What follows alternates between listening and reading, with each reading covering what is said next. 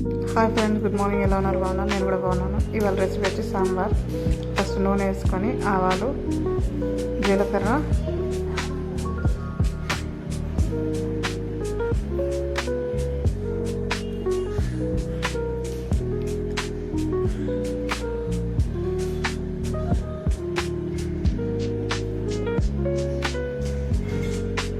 ఎండుమిర్చి,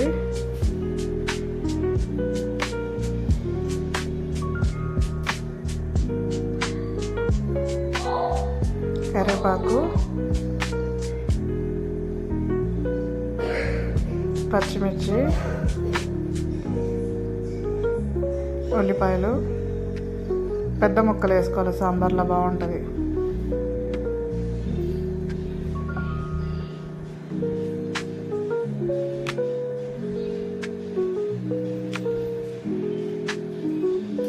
కొంచెం కలుపుకోవాలి మంచిగా. ఉల్లిపాయలు అవి రెబ్బలు అవే విడిపోతాయి.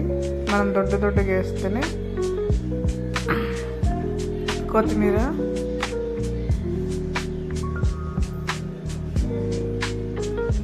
బెండకాయ, ముక్కల సాంబార్ ఇది. క్యారెట్, దోసకాయ,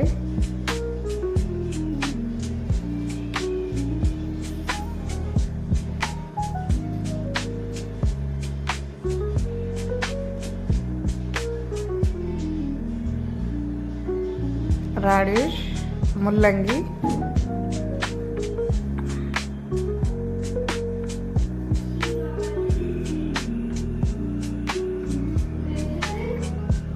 వేసుకున్నాక బాగా కలుపుకోవాలి. ముక్కలన్నీ నూనెలో వేగాల, కొంచెం మంచిగా వేగాల.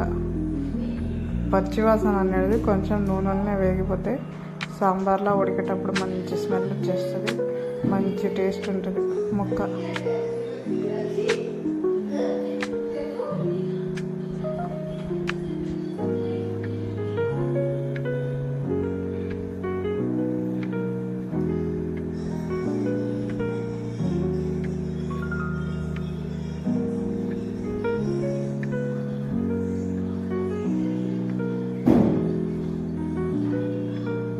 అల్లం వెల్లుల్లి పేస్ట్,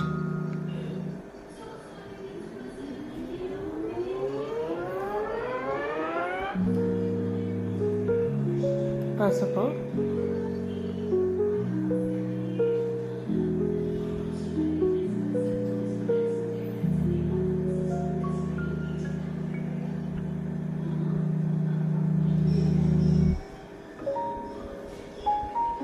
ఉప్పు, ముక్కలకు సరిపడంత ఉప్పు,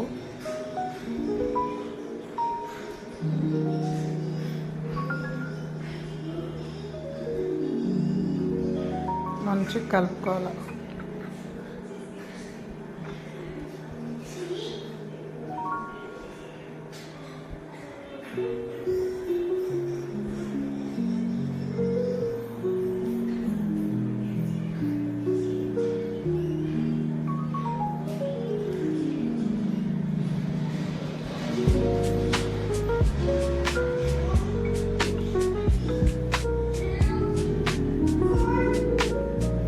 తర్వాత వంకాయ ముక్కలు వేసుకోవాలి.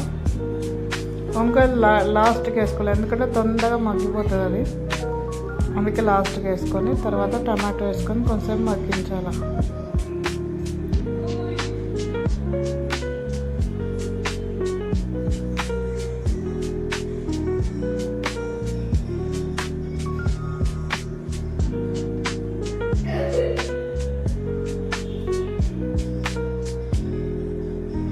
టమాటో ముక్కలు వేసుకోవాలి. టమాటో ముక్కలు కూడా పెద్దగానే వేసుకుంటే మంచిగా ఉంటుంది సాంబార్లో. ముక్కలు చిన్నగా వేస్తే అదంతా మగ్గిపోతుంది, అట్లా బాగుంటుంది. ముక్క అనేది కనపడాలి టమాటో సాంబార్లో. నేను ఆల్మోస్ట్ అన్ని ముక్కలు ఈక్వల్గానే కట్ చేసుకున్నాను. కాకపోతే రాడిష్కి కొంచెం చాలా టైం పడుతుంది ఫ్రెండ్స్. అది కొంచెం మీరు ఫస్ట్ కొంచెం ఉడికించుకుంటే బాగుంటుంది. ఉడికించుకొని దాని వాటర్ పడేయకుండా మళ్ళీ సాంబార్లో వేసుకుంటే రాడిష్ టేస్ట్ వస్తుంది సాంబార్కి. ఇందులో నాకు సొరకాయ డ్రమ్ స్టిక్స్ ఒక్కటి నేను మిస్ అయినాను, నా దగ్గర లేవు, నేను ఇవ్వలేదు. మీరు కావాలంటే ఆ రెండు కూడా వేసుకుంటే ఇంకా బాగుంటుంది. సొరకాయ ఇది మన మునక్కాయలు, కారం, సాంబార్కి సరిపడంత కారం ఇప్పుడే వేసేసుకోవాలి. ధనియా పౌడర్,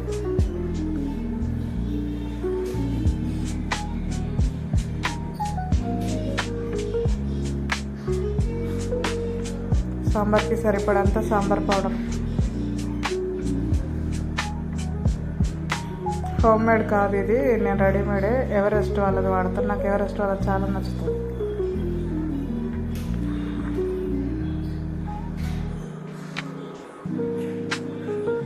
అన్నీ వేసుకున్నాక అడుగు అంటుకుంటుంది. ఇప్పుడు మనం ఇందులో చింతపులుసు పోసేసుకోవాలి.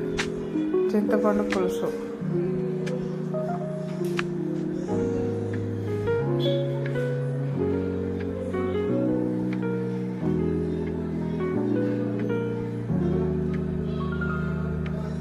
బాగా మరిగినాక మనం ఉడికించుకున్న పప్పు వేసేసుకోవాలి.